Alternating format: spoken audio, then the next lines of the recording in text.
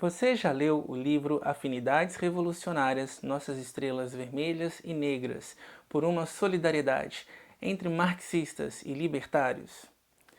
Oi, gente, eu sou o Rojo Soares, tenho 27 anos, sou um homem negro não retinto, cisgênero, meu cabelo tá um crespo fino, de tamanho curto, cor castanho escuro, eu uso um óculos de grau em formato redondo, tenho barba curta. Eu estou vestindo hoje uma blusa verde e ela possui uma estampa ilustrada do Marx de mãos dadas com o Engels caminhando. Ao meu lado possui uma escrivaninha de madeira, em cima dela possui um abajur com uma lâmpada de LED de luz vermelha acesa, uma xícara amarela e uma parede de cor branca, em que nela possui nichos com livros afixados em exposição. É muito comum que no campo anticapitalista a gente encontre tanto militantes do anarquismo quanto do marxismo buscando enfatizar as suas divergências políticas, teóricas, conflitos e tensões. Mas essa definitivamente não é a proposta central que está presente nesse livro aqui. O título da obra é Afinidades Revolucionárias, Nossas Estrelas Vermelhas e Negras por uma Solidariedade entre Marxistas e Libertários. O livro foi escrito pelo Michel Lovy e o Olivier Besson-Senot. Essa aqui é a segunda edição publicada pela editora Unesp e vale a pena mencionar que os seus tradutores foram o João Alexandre Pechansky e também o Nair Fonseca.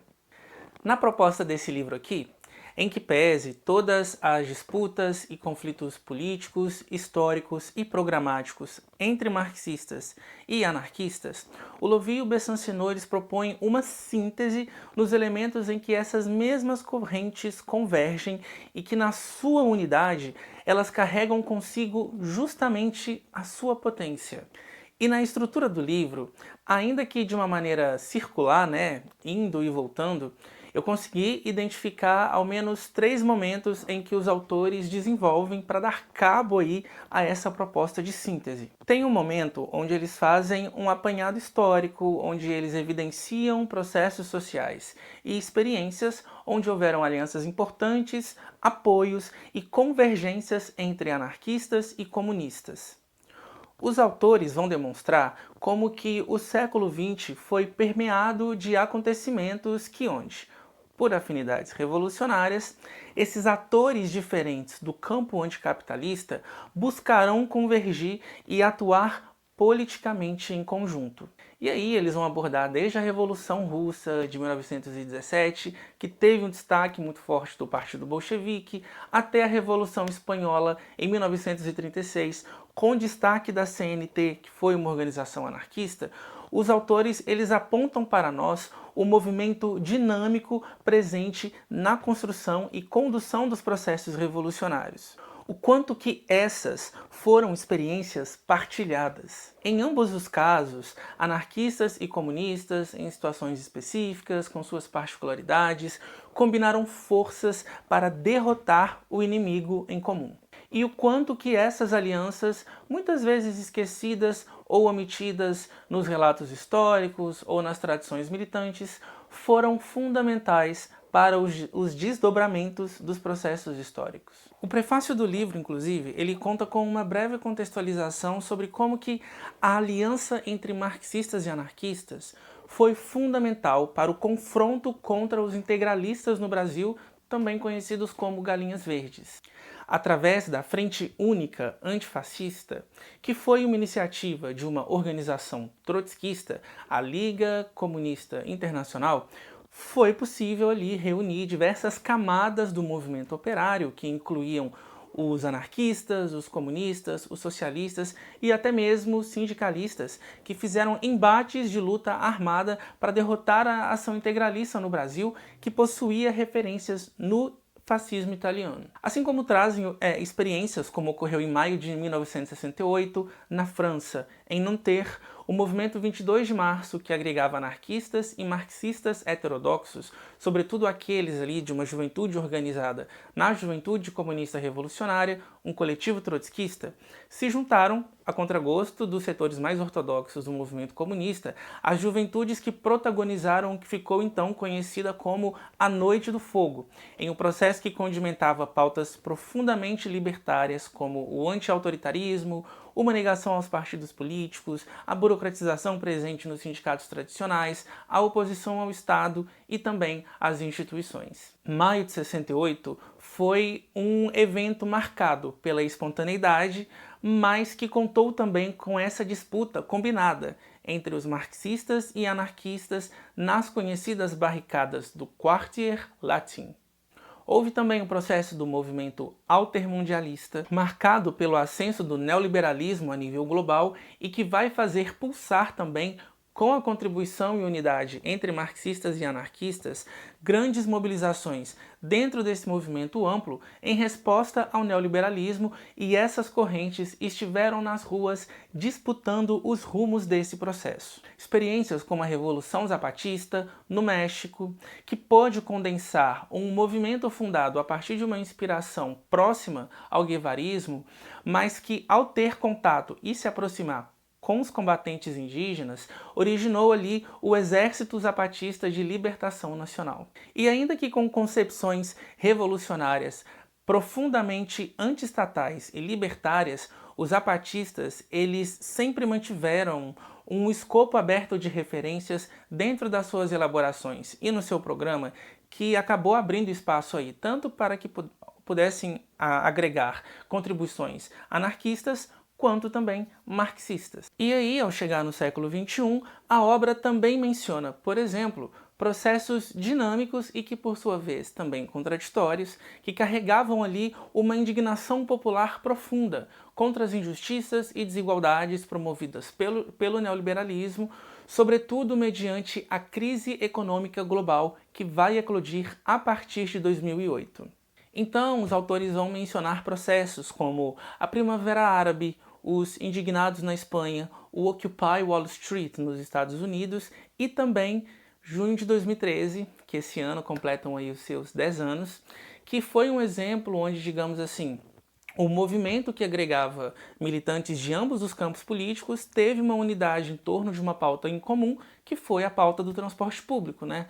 Nós estamos falando aqui do movimento Passe Livre, e que foi um movimento capaz de levar multidões às ruas em todo o Brasil, ocupando as praças, se mobilizando contra o aumento da tarifa, que acabou servindo como uma pauta estopim para uma indignação muito maior, que também se conectava em certa medida com essas mobilizações internacionais que estavam pautando aí autorrepresentação política, horizontalidade, mais direitos e democracia, e que contestavam os resultados da política neoliberal nas suas regiões. Pessoal, deixa eu aproveitar para fazer um pedido para você que está assistindo essa videoresenha para apoiar esse trabalho de comunicação política que é independente, mas que demanda recursos financeiros, equipamentos e tempo de trabalho.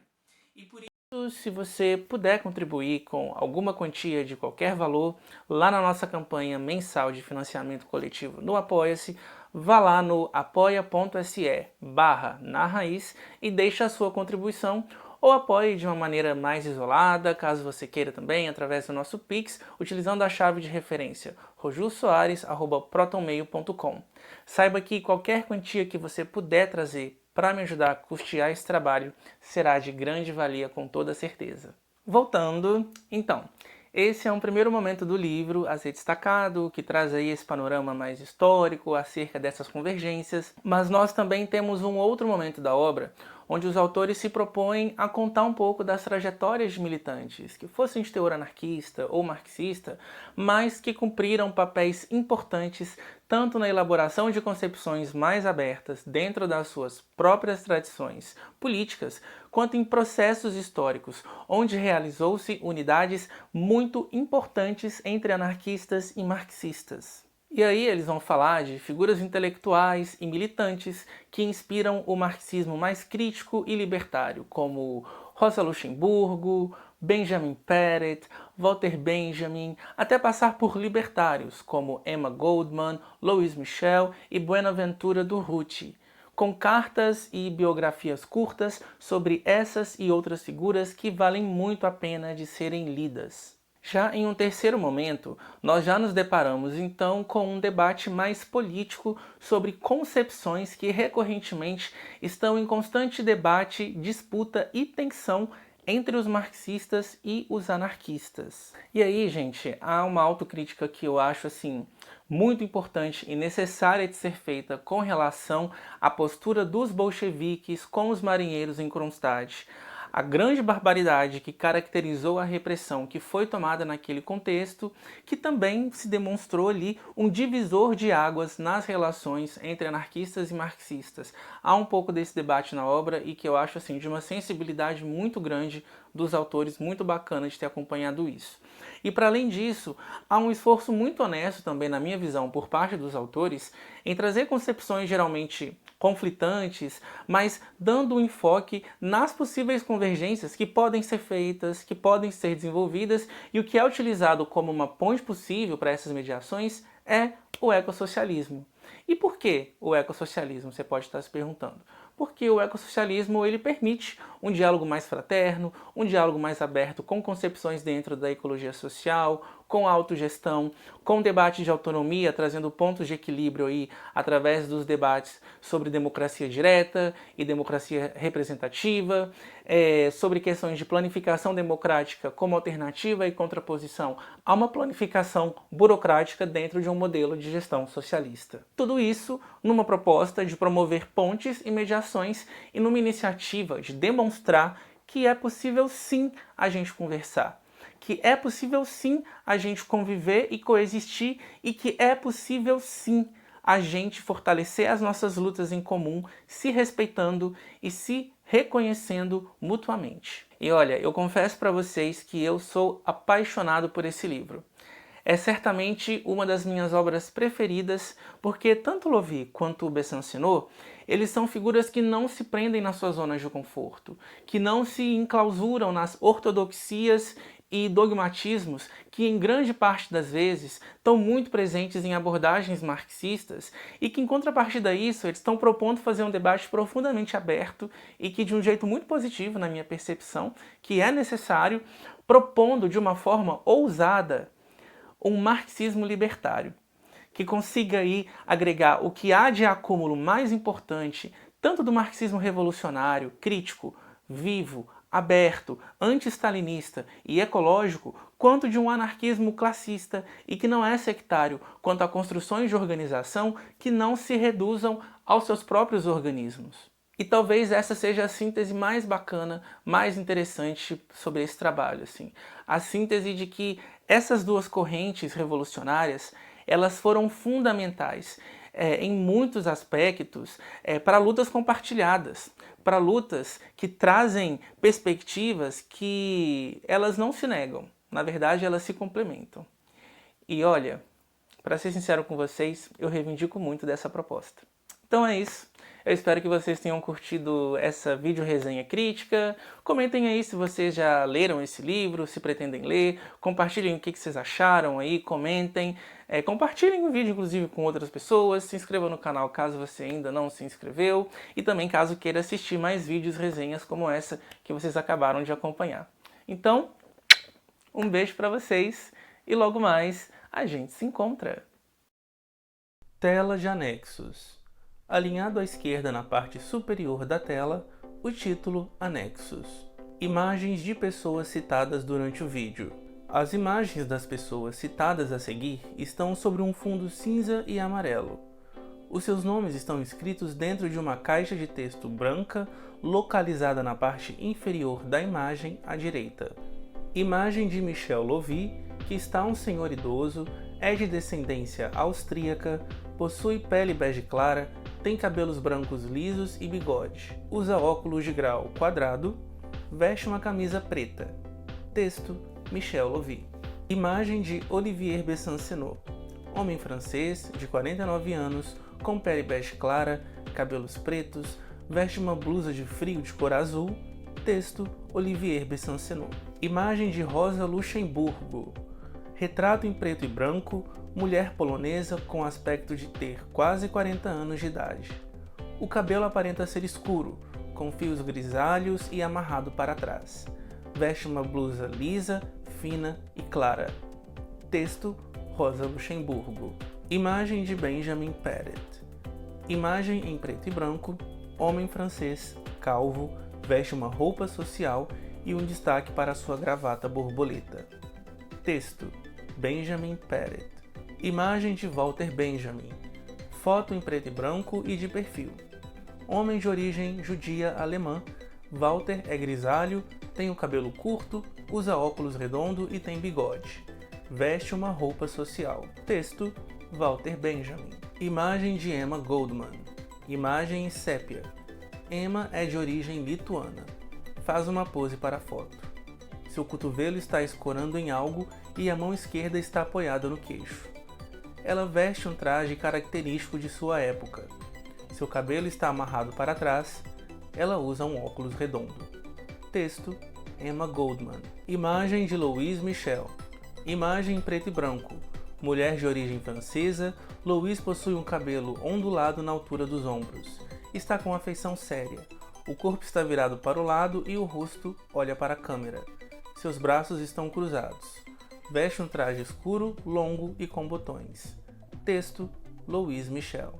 Imagem de Buenaventura Durruti. Buenaventura é um homem de origem espanhola. Ele está sorrindo, se encontra trajado enquanto um combatente revolucionário. Texto, Buenaventura Durruti. Imagem da Revolução Russa. Nesta imagem, durante a Revolução de 1917, uma multidão caminha em passeata sobre uma rua larga. É possível identificar que há bandeiras negras entre os manifestantes. Imagem da Revolução Espanhola. Imagem em preto e branco. Militantes, dentre homens e mulheres, caminham em passeata armados, com postura e expressão vitoriosa. Cartaz contra o integralismo. O cartaz conta com uma ilustração de um homem furioso empunhando na mão um machado de batalha e prestes a cortar o pescoço de uma galinha verde que está ancorada em um tronco de árvore. Tanto o machado quanto a blusa que o homem veste possuem o símbolo do círculo antifascista.